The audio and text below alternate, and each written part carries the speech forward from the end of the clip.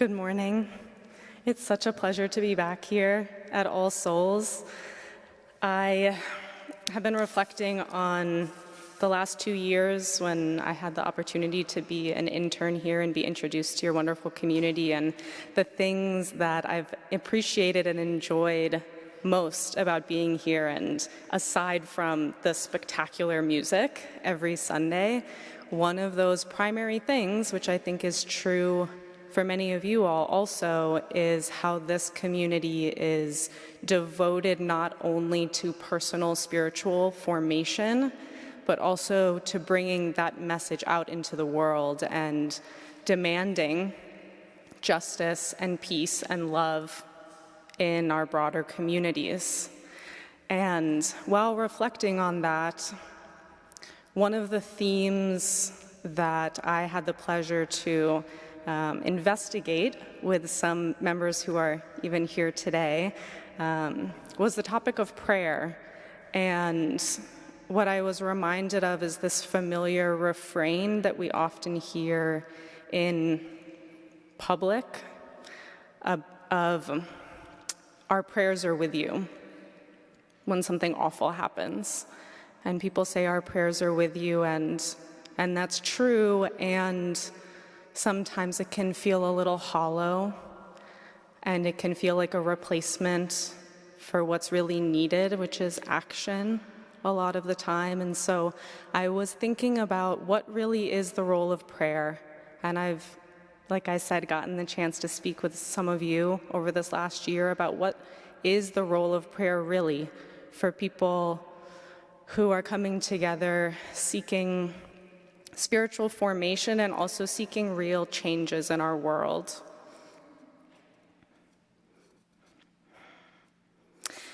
The truth is, for people of faith who are committed to acting, committed to responding to the suffering of the world, prayer cannot be neglected. We all deserve and we all will at some point need prayer that is nourishing for the spirit and is a safe and loving place to turn to in those moments when we're faced with just too much. I'm grateful to be able to pray together with you all this morning because we need rich, soulful, sacred moments of prayer in order to sustain and to amplify our actions in the world, to comfort us when we feel weak and small, and to hold our rage when it is just too big for one individual body.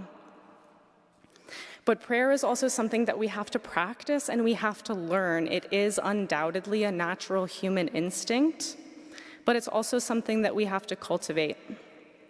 We have to develop a kind of prayer life that will really sustain us. And for that, sometimes we need guidance to find out how to put some intentionality into really cultivating that kind of prayer life. So in order to do that, I want to turn to the 1923 masterpiece, The Prophet, which is written by the beloved poet, artist, and philosopher Khalil Gibran. And he wrote this about prayer. "For if you should enter the temple for no other purpose than asking, you shall not receive.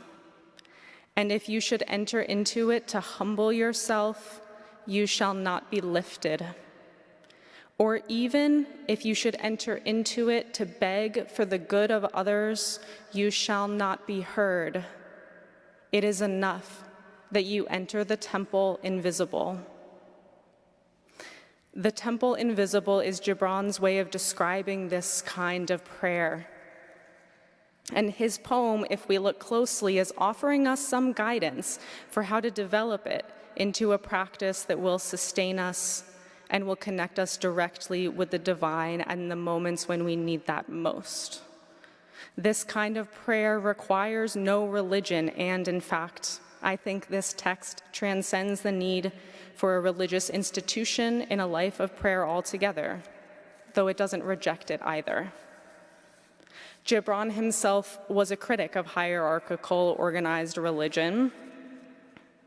He was raised Christian, but he spent his life living between Lebanon and the United States, and he also practiced Islam, specifically Sufi mysticism, and also Baha'i. He actually spoke publicly in 1921, right here in Manhattan, at a Baha'i event about the need for a unification of the existing world religions into some new kind of religion. In fact, in the same work that he wrote, The Prophet, he speaks of religion saying, "Your daily life is your temple and your religion." I have a feeling he would fit nicely into this congregation. This explains also why his words on prayer ring just as true in a church or a mosque as they do in the solitude of a mountaintop or the communal gathering of a living room. Rather than discouraging us from certain kinds of prayer, here he is asking us to inquire more deeply into the role that prayer is playing in our lives, and he's guiding us, encouraging us to engage in a more alchemical form of prayer, something that actually transforms us. So how can we? How can we enter the temple invisible? Well, a few lines later, Gibran offers this potent image to get us started. "I cannot teach you the prayer of the seas and the forests and the mountains, but you who are born of the mountains and the forests and the seas can find their prayer in your heart. And if you but listen in the stillness of the night, you shall hear them speaking in silence." It's no coincidence that both Gibran and Mary Oliver point us back to the natural world in their poems on prayer. Gibran is turning away from the brick and mortar temple. Oliver is sending us out into the field. They're turning away from the buildings and structures that result from humanity's exceptional capacity to think, problem solve, and construct. And instead they turn toward the natural world, that which, as hard as we try, we really have yet to fully understand, but which nonetheless we know as the truest part of our existence. This guideline is clear. First, turn away from the constructs of the human mind and toward that which is most natural to you, the earth. And further, both of them tell us to be still. Oliver says to kneel down in the grass and be idle and blessed. And Gibran says, listen in the stillness of the night.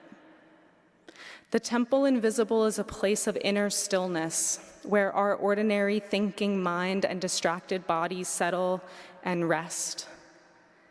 The instincts of the human intellect are traded for the instincts of the trees and the grass, moving at the pace of the sun and the stars and responsive only to the present moment.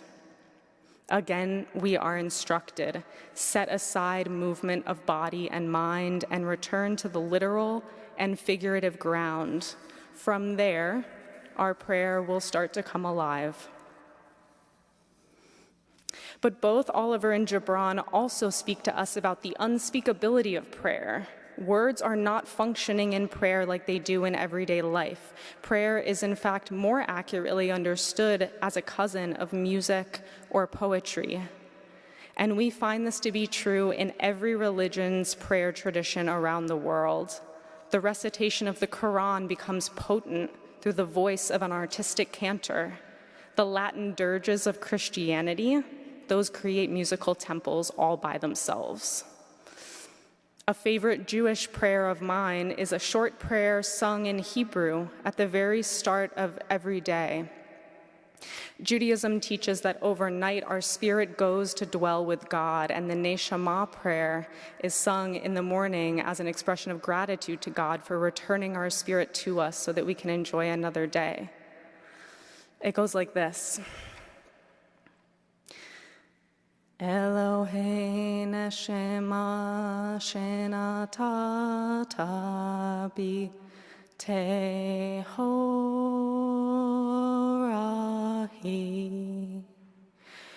Eloheinu Shema Shenatata Bi Teho Rahi.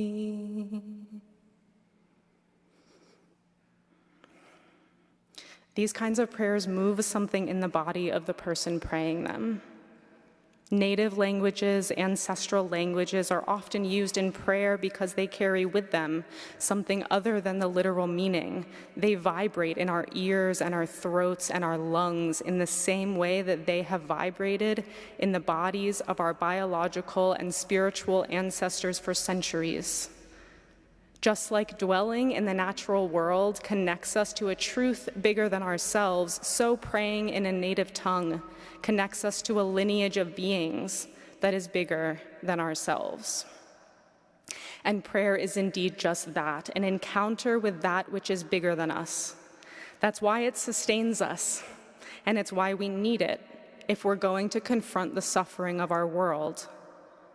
Gibran says, quote, "For what is prayer but the expansion of yourself into the living ether?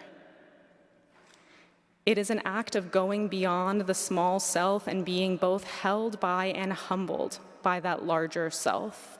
We become entwined with the divine as we pray, so that our work can be supported not only by our fallible bodies, but by that which is indestructible and immutable."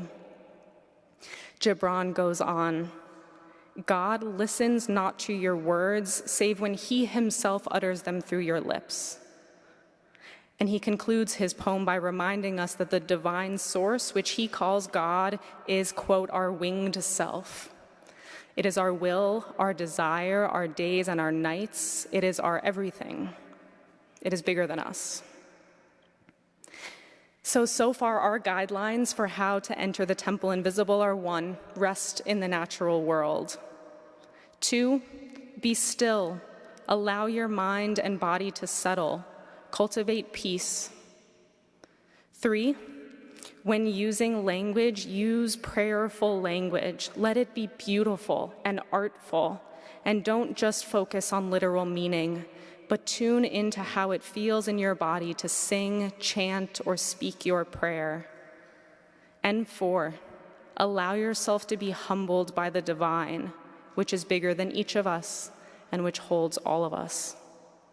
And over time, through praying in the temple invisible, intimacy develops between oneself and the sacred space, and we might enter into a more mystical form of prayer, one that is profoundly solitary and is about direct communion with the divine.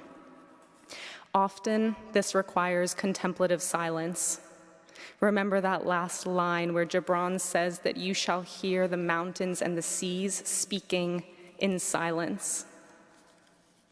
As the 16th century mystic John of the Cross said, silence is God's first language. And in the Christian tradition of contemplative prayer, silence is the language used to pray to and with God. This form of prayer blurs the line with what we consider meditation.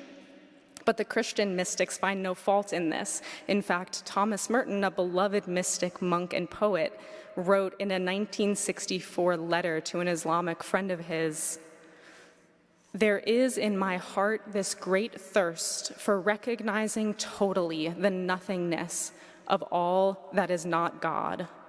My prayer is then a kind of praise rising up out of the center of nothing and silence. Such is my ordinary way of prayer or meditation." We see this across traditions. Merton's center of nothing and silence, Gibran's temple invisible. In Buddhism, it would be called meditating on emptiness, where any sense of oneself as a separate, unchanging being is dropped, and instead we surrender to the river of existence, where each passing moment is entirely new, entirely unique, and we only exist through the coming together of dust and some ineffable essence of being. Through these prayerful meditative practices, any pretense of being an independent self is dropped, and we, made invisible by that dropping, enter into the temple invisible in a direct experience of union with the divine. Khalil Gibran is encouraging us to train our minds and bodies in stillness, in intimacy with the divine ground of both earth and spirit, and in the realization of emptiness. By doing so, we will fortify ourselves with spiritual power and as we confront injustice, loss, and despair. This is not prayer that requires any religion, but is available to every person in every moment of our lives. And when we invest in it, as Gibran says, let your visit to that temple invisible be for naught but ecstasy and sweet communion, because it is joyful. Even in prayers of sorrow, there is joy in connecting with that which sustains us.